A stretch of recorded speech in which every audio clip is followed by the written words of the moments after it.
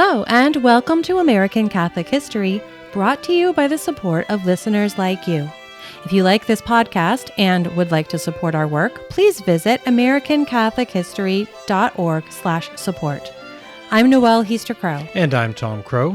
Today we're talking about Lawrence Welk, the North Dakota farm boy turned musician, who overcame terrible shyness to become one of the most important band leaders and television personalities of the 20th century. Right. Welk's television program ran for an incredible 31 years, and in his day, only Bing Crosby was a more lucrative musical act. Crosby, of course, was also Catholic, and we'll likely be telling his story in a few weeks. But in today's episode, it's all about the king of champagne music. Now, I never really watched Lawrence Welk shows, but my mom would talk about him a lot. She was a big fan. And really cool, I found out a girl that I went to college with, Mary Grace Nelligan. He was actually her uncle. She was talking about how Uncle Larry would call at Christmas time every year. Great uncle, I should say, her grandmother's brother. But anyways, even after Welk retired in 1982, the show remained on the air in syndicated reruns, and it still runs on public television. It's just an amazing run for any program, especially one that was so simple. Right, and the cultural phenomenon that is the Lawrence Welk Show didn't make sense to tons of people, but the show also had a very large and very loyal viewership. It simply wouldn't have lasted on network television for 31 years if it didn't. Welk would say many times that his secret was simple: give the people what they want, something that they were familiar with and could understand.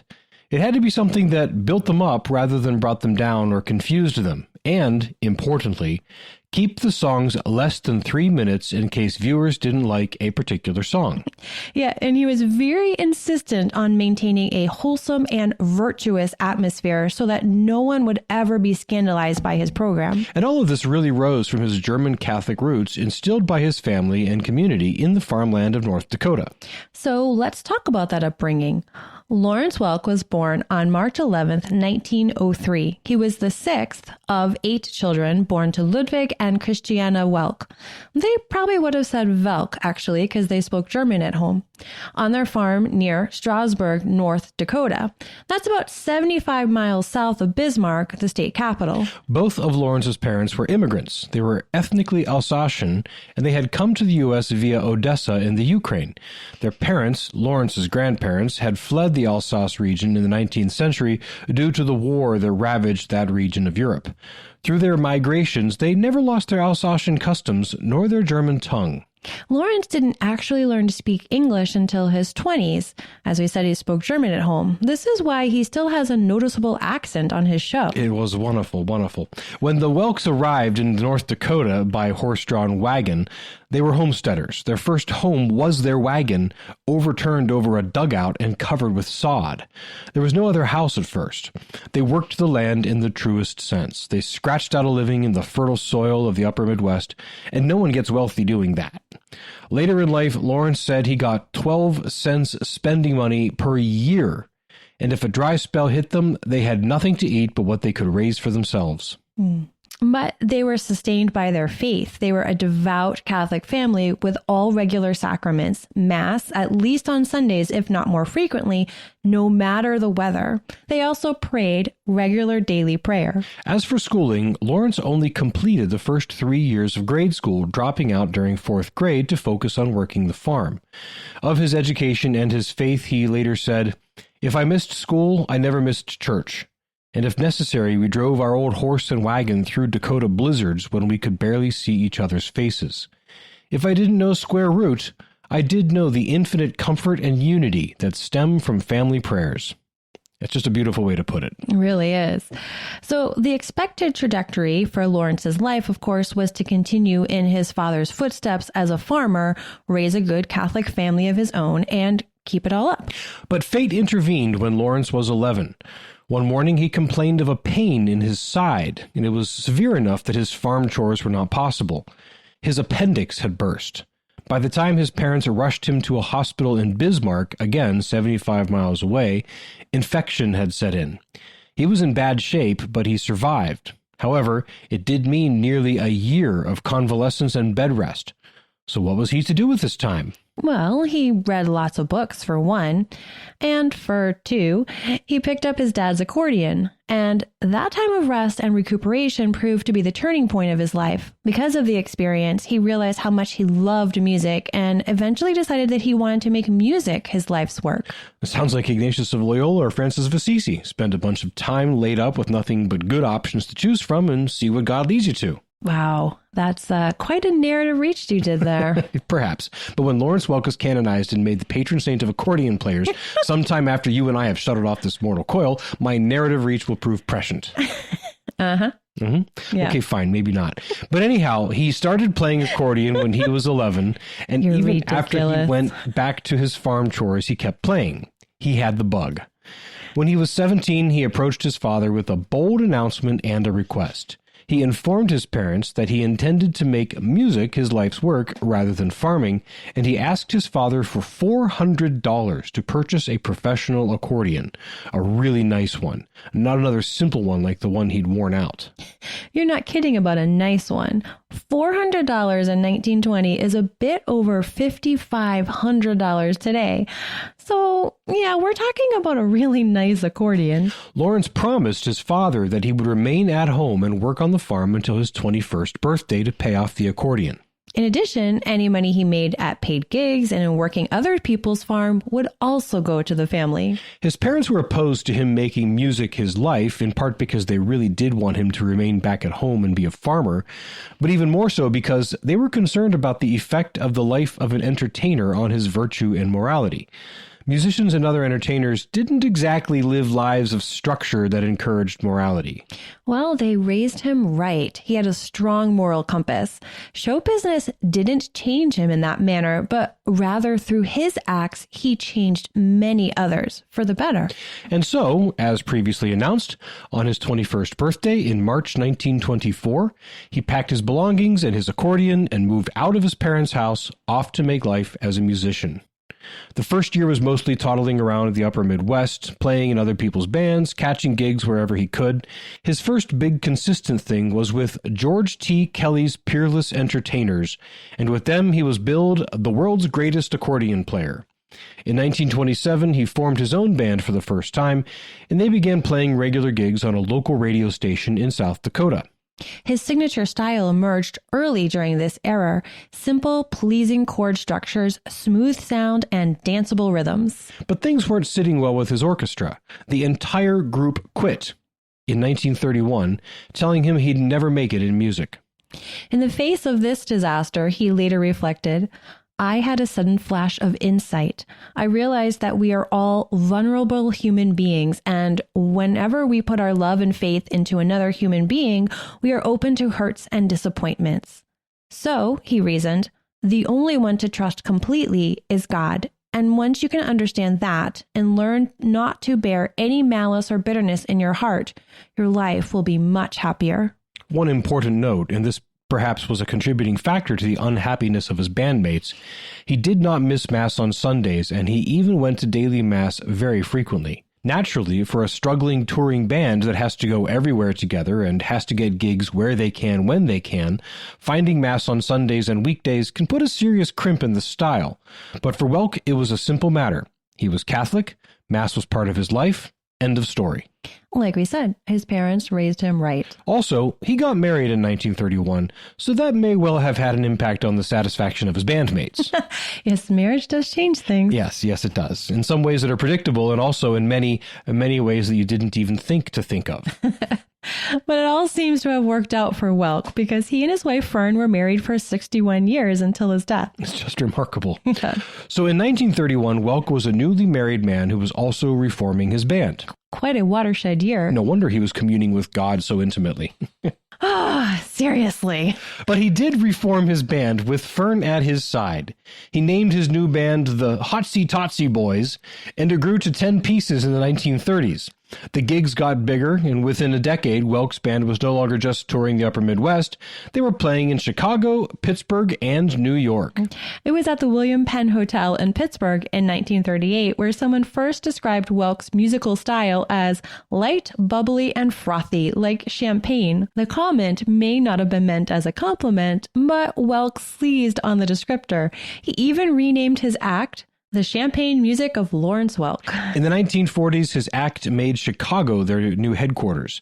This period also saw him finally face his utter fear of public speaking. For the most part, he had managed to remain just the accordion player in the band, and he wasn't expected to speak and lead the show. But with his position as the leader of the band, he had to be the one to introduce songs and lead. It was opening night for his band at the outdoor dance floor of the Edgewater Beach Hotel on the shores of Lake Michigan. He was terrified of stepping up to the microphone to speak, but he knew he had to do it. So finally, he ambled up to the mic, closed his eyes, and rattled off the prepared marks he'd memorized. He was so absorbed in getting out his words that he was shocked and horrified when he opened his eyes and found that the dance floor was suddenly empty. Then his second shock was the realization that, while he was speaking, the skies had opened and a summer storm had begun to fall. Everyone had run for cover. He was mortified by this embarrassment, but it led to much reflection about why he was so shy. He realized it was because he doubted himself and thought himself inferior to others due to his accent and his poor education. Over the years, while he never fully overcame his shyness and dread of speaking in public, he came to accept himself for who he was and came to some important realizations. In an article about his own shyness, he closed by saying, "If shyness is faced honestly, divorced from self-consciousness, and grounded in a sincere attempt to follow Christ's teaching, it can bring about a feeling of humility, gentleness, modesty, and compassion.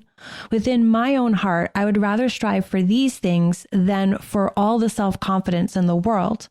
I do not believe that I would have had the courage to face up to my shyness, however, had I not first recognized God as my creator, shyness and all, Christ as my strength and example, and the Holy Spirit as my source of constant inspiration." Powerful. In 1951, Welk and his band moved west to Santa Monica, California, and they played the Aragon Ballroom in Venice Beach. That same year, the big break happened. A local television station, KTLA, broadcast one of their sets from the Aragon. The response was utterly surprising. Welk recalled, "The show was nothing really special. We played our usual arrangements for the dancers. I danced with some of the ladies and joked with the guests." But the response was very special. Positive feedback poured into the KTLA offices. Welk was inspired. He wrote that he had an absolutely firm feeling that the boys and I had come home and that television was the thing we had been looking for. I went home and said to Fern, "I think we finally found our place in life." KTLA responded by continuing to broadcast Welk's weekly shows locally. It became a local hit. 4 years later, ABC came calling, and The Lawrence Welk Show was born as a national sensation. Critics immediately panned the show as superannuated schmaltz, rickety-tick, and as hopelessly square. What the heck is rickety-tick?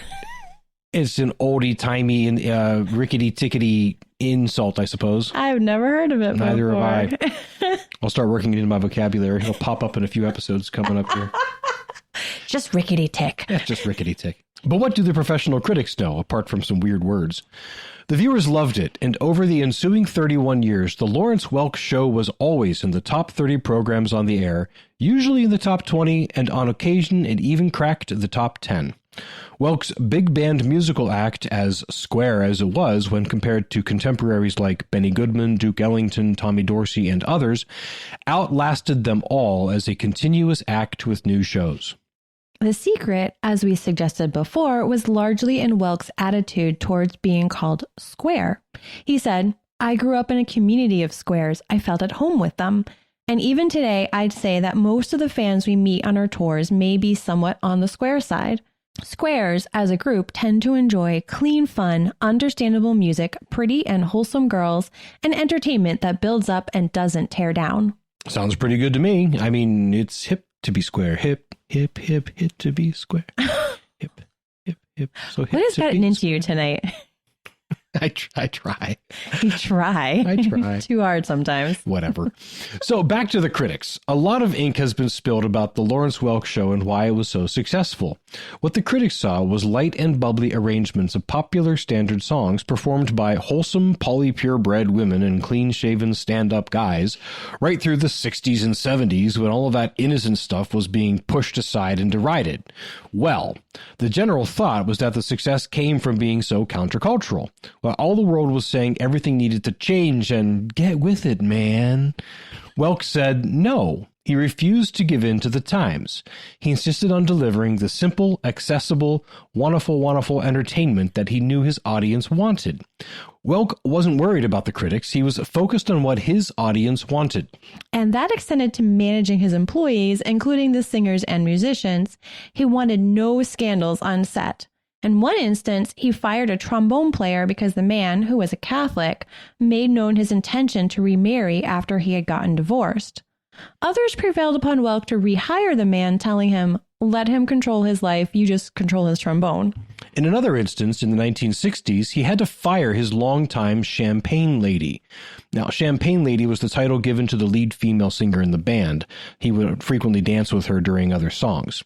He had to fire her because she insisted on wearing skirts of shorter and shorter lengths. Welk simply would not allow the deteriorating morals of society to infect his show in that manner. The Lawrence Welk Show ran weekly on ABC until 1971, when ABC decided his audience, which really hadn't shrunk, was just a bit older than what they wanted. So beginning in 1971, Welk self-produced his show and made it available through syndication. The show remained on the air without interruption from coast to coast, and in fact, the number of stations that carried his program went up after he self-syndicated to 250 stations. The Lawrence Welk Show remained on the air for 11 more years until Welk decided to retire in 1982. But I mean, he turned 79 that year. His show had been on the air for 31 years and was still very, very popular. I suppose he kind of had a right to retire. After retirement from television, Welk spent more time in his various properties. This is something else most don't realize. Leading a cultural phenomenon musical television show wasn't the only thing Welk did successfully. He also invested in various properties over the years, some entertainment and resort space, some retirement communities, some office space, and the like. His properties and other investments also did very well. He was a shrewd and intelligent man of business. All told, Lawrence Welk really was a truly great all-American success story. And through it all, he remained a faithful, daily mass-going Catholic. 10 years after the final new episode of The Lawrence Welk Show aired, Lawrence Welk died of pneumonia in his Santa Monica apartment with Fern, his wife of 61 years, and much family by his side. But to this day, Lawrence Welk Show reruns can be found on public television stations. It still delivers simple, clean, trustworthy entertainment, all led by the simple, straightforward North Dakota farm boy who learned to play accordion and, through faith in God, to trust that if he did just the right thing, that was enough. May we all learn to be as simple and straightforward and bring as much joy to others as Lawrence Welk. This has been American Catholic History. If you enjoy American Catholic History, please become a supporter.